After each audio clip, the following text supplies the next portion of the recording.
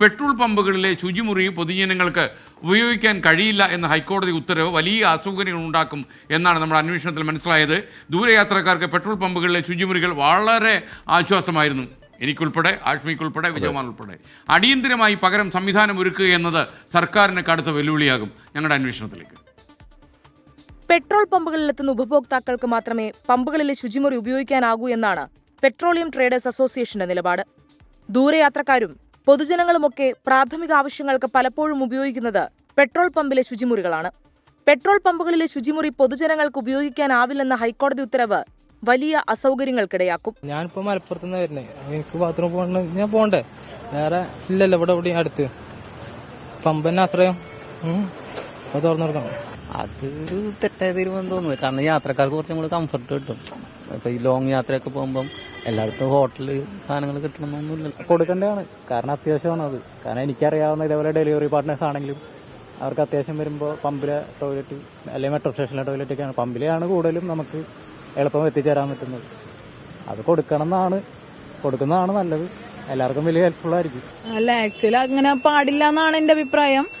കാരണം നമുക്കിപ്പോ ഒരു അത്യാവശ്യ സാഹചര്യത്തിൽ യൂസ് ചെയ്യാനാണല്ലോ ടോയ്ലറ്റ്സ്. അതിപ്പോ കസ്റ്റമർ ആയിരിക്കണം എന്ന് പറഞ്ഞാൽ നമുക്കിപ്പോ അത്യാവശ്യ സാഹചര്യത്തിൽ വേറെ എവിടെയെങ്കിലും പോയിട്ട് അങ്ങനെ പറ്റില്ല. ഇപ്പൊ പൊതുവെ അങ്ങനെ എല്ലാവർക്കും യൂസ്ഡ് ആക്കാൻ പറ്റിയിട്ടുള്ള രീതിയിൽ വേണം എന്നാണ് എന്റെ അഭിപ്രായം. പുറത്തുനിന്ന് വരുന്നവര് എന്തെങ്കിലും പെട്ടെന്ന് ഒരു അത്യാവശ്യം വന്നാൽ എന്ത് ചെയ്യും? അത്യാവശ്യം വന്നാൽ അവർക്ക് ഉപയോഗിക്കണ്ടേ? അത് ചെയ്യണം എന്തായാലും. പമ്പ് കഴിഞ്ഞവർക്ക് മാത്രം കൊടുക്കാന്ന് പറയാല്ലോ, ഒരു റോട്ടി കൂടെ കൊണ്ടാക്കും കൊടുക്കാല്ല, മനുഷ്യന്മാരല്ലേ എല്ലാവരും. സ്വച്ഛ് ഭാരത് മിഷന്റെ മാർഗനിർദ്ദേശങ്ങൾ പ്രകാരം പെട്രോൾ പമ്പുകളിലെ ശുചിമുറികൾ പൊതു ടോയ്ലറ്റുകളായി ഉപയോഗിക്കാമെന്ന് നേരത്തെ സർക്കാർ വിജ്ഞാപനം ചെയ്തിരുന്നു. ഇത് ചോദ്യം ചെയ്താണ് പെട്രോളിയം ട്രേഡേഴ്സ് ആൻഡ് ലീഗേഴ്സ് സർവീസ് സൊസൈറ്റി ഹൈക്കോടതിയെ സമീപിച്ചത്. പൊതുജനങ്ങൾ ഇത്തരം ശുചിമുറികൾ ഉപയോഗിക്കുന്നതിലൂടെ ഉണ്ടാകാൻ സാധ്യതയുള്ള സുരക്ഷാ ഭീഷണിയും വിനാശകരമായ പ്രത്യാഘാതങ്ങളും കോടതി കണക്കിലെടുത്താണ് വിധി പുറപ്പെടുവിച്ചത്. ദൂരയാത്രികരെ സംബന്ധിച്ചിടത്തോളം പെട്രോൾ പമ്പുകളിലെ ശുചിമുറികൾ വലിയൊരു ആശ്വാസമായിരുന്നു. ഉപഭോക്താക്കൾക്ക് മാത്രമായി പരിമിതപ്പെടുത്തിയതിനെതിരെ പ്രതിഷേധമുയരുന്നതിനൊപ്പം പകരം സംവിധാനം ഒരുക്കുന്നതിനെ പറ്റിയുള്ള ആശയക്കുഴപ്പങ്ങളും തുടരുകയാണ്. News desk 24. ഇതുപോലെ ഈ കാര്യം വളരെ ഗൗരവമായുള്ളൊരു വിഷയമാണിത്. കാര്യം ഒരുപാട് ജനങ്ങളെ ഇത് ബാധിക്കും എന്നുള്ള കാര്യത്തിൽ സംശയമില്ല. നമുക്കറിയാം, ശുചിമുറികൾ കേരളത്തിൽ ഈ പൊതുനിരത്തുകളിൽ വളരെ വളരെ കുറവാണ്. അപ്പോൾ ഈ ഒരിക്കൽ മെഴ്സി രവി ചോദിച്ചൊരു ചോദ്യമുണ്ട് മലയാള മനോരമയിലൂടെ.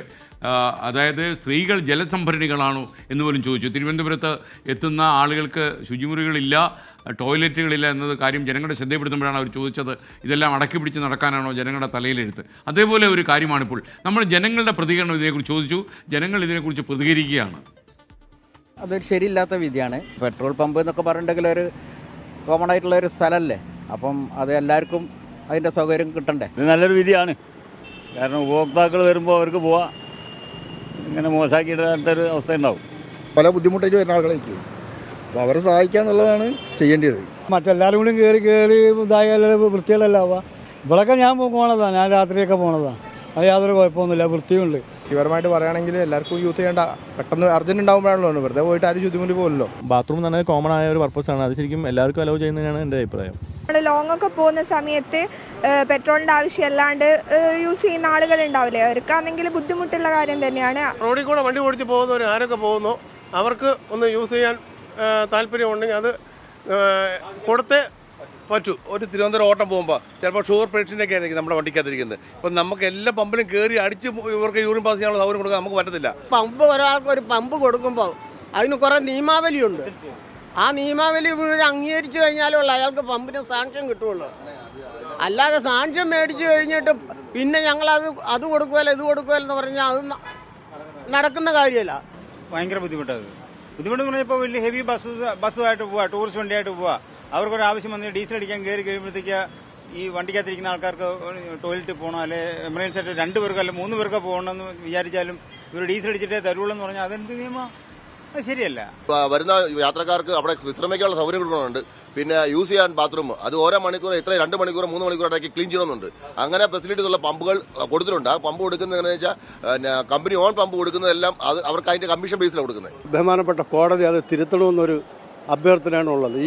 ഈ പമ്പുകളിൽ ബാത്റൂം അത്യാവശ്യമാണ്. ബുദ്ധിമുട്ടാണ്.